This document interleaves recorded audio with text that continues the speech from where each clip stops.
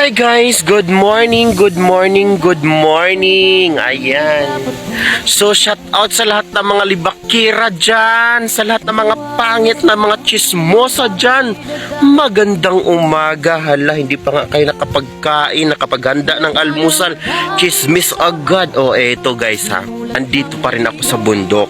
So hinanap ko lang yung sinabi nila na ang bango-bango ng bulaklak. Ito nakita ko naman guys, ito. So namumulaklak na siya. Sabi nila suha daw to. So ito yung sinasabi nilang aray ko. Ito yung sinasabi nilang suha. No, ganito pala yung itsura ng suha kapag namumulaklak at mamumunga na. Ang bango. Ang bango niya. Para siyang amoy sampagita na ganun. Amoy sampagita siya. Ang bango. Ang bango talaga.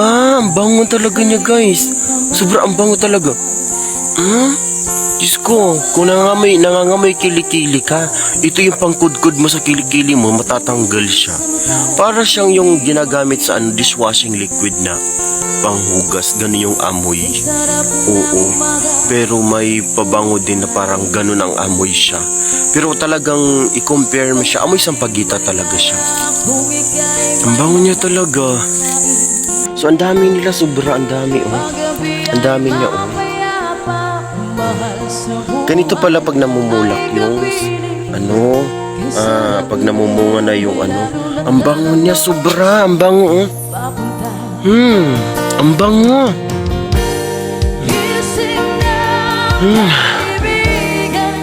Ang bango.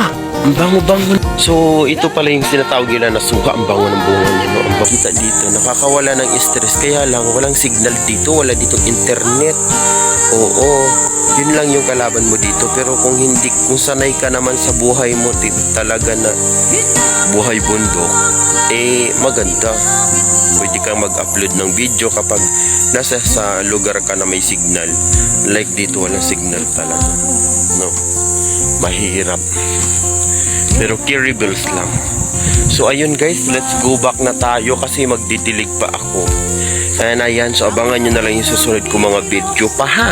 Kasi marami pa tayong more videos na aabangan. Sa mga hindi pa nag-aano dyan sa akin, sa mga hindi pa nag-follow dyan tsaka nag-subscribe dyan, baka naman no, huwag nyo naman diretsuhan yung video ko.